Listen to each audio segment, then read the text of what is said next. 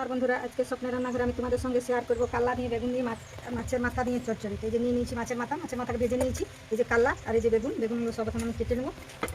আমি এই যে এইভাবে কাল্লাটা কেটে নেবো। এটা যে বীজ আছে এটা আমি বীজটা ভিতরে ফেলে দেবো। এইভাবে পাতলা পাতলা করে কেটে নেবো। যেভাবে দেখতে পাচ্ছি বন্ধুরা আমি কাল্লাটা যেভাবে পাতলা পাতলা করে কেটে নিয়েছি, এটা এবার আমি নুন হলুদ মাখিয়ে নেবো। এই যে দিয়ে দিলাম হলুদ আর এই যে দিয়ে দিচ্ছি নুন দিয়ে মাখিয়ে আমি এটা ভালোভাবে এই দেখতে পাচ্ছি বন্ধুরা কড়া বসিয়ে নিয়েছি। এরপর আমি কড়াই হালকা তেল দেবো। এই দেখতে পাচ্ছি আমার তেলও গরম হয়ে গেছে। এরপর আমি হালকা কাল্লাটা একটু ভেজে নেবো।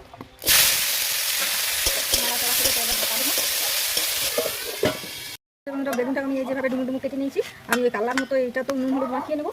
এটা আমি দিয়ে দিলাম এই যে নুন, দিয়ে দিলাম হলুদ গুঁড়ো, এটাও আমি এইভাবে মাখিয়ে নেবো। আমি কাল্লাটা ভেজে নিয়েছি এভাবে। এই যে কড়াই আবার আমি তেল দিয়েছি। আমি এরপর বেগুনগুলো এইভাবে ভেজে নেবো। দেখতে পাচ্ছি বন্ধুরা আমি বেগুনটা ওই যে এইভাবে ভেজে নিয়েছি। এরপর এটা আমি তুলে নেবো। দেখতে পাচ্ছি বন্ধুরা আমি এটা রান্না করে নেওয়ার জন্য কড়াই তেল দিয়ে দিয়েছি। তেলও গরম হয়ে গেছে। আমি একটু নুন দিয়ে দেবো আর দিয়ে দেবো একটা তেজপাতা, দিয়ে দিচ্ছি একটা শুকনো লঙ্কা দেবো, যেটা আমি ভালোভাবে একটু দিয়ে দেবো। যা রেডি। এরপর আমি দিয়ে দেবো আদা বাটা 1 চামচ, দিয়ে দেবো রসুন বাটা 1 চামচ। এটাকে আমি ভালোভাবে একটু দিয়ে দেবো। সেক্ষেত্রে আমি শুকনো লঙ্কার গুঁড়ো দিয়ে দেবো 1 চামচের একটু কম। এরপর দিয়ে দেবো হলুদ গুঁড়ো 1 চামচ।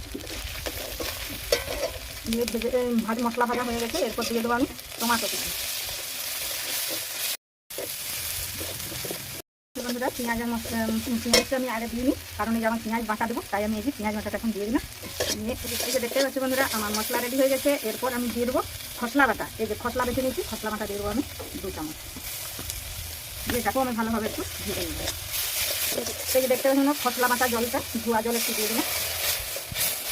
দেখতে পাচ্ছি আমার মশলা রেডি হয়ে গেছে। এরপর আমি দিয়ে দেবো ভেজে রাখা কাল্লা আর ভেজে রাখা বেগুন। এটা ভালোভাবে আমি কষে নেব। এরপর আমি একটু নুন দিয়ে দেবো, কারণ সব নুন দিয়ে ভেজে নিয়েছি, তবু একটু নুন দিতে হবে। একটু নুন দিয়ে দেবো, এটা ভালোভাবে কষে নেবো। এই যে দেখতে পাচ্ছি বন্ধুরা আমার কষা হয়ে গেছে। এরপর আমি তাকে একটু জল দিয়ে দেবো।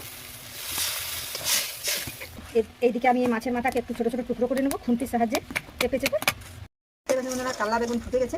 এরপর আমি এই যে টুকরো করে নিয়েছি মাছের মাথা, এটাকে এখন আমি দিয়ে দেবো। দিয়ে এটাও আমি ভালোভাবে এর সঙ্গে মিশিয়ে নেবো। এরপর উপর থেকে একটু গোলমরিচের গুঁড়ো ছড়িয়ে দিলেই আমার রেডি রান্না। এই যে গোলমরিচের গুঁড়ো উপর থেকে একটু ছড়িয়ে দিলাম। এটাও আমি ভালোভাবে কষে নেবো। দেখতে পাচ্ছি বন্ধুরা কাল্লা বেগুন নিয়ে মাছের মাথার চচ্চড়ি। তো এই গ্রীষ্মের দুপুরটা জমে যাবে। তো আমার এই রান্নাটা যদি তোমাদের ভালো লেগে থাকে তাহলে একটা লাইক একটা সাবস্ক্রাইব করে দিও।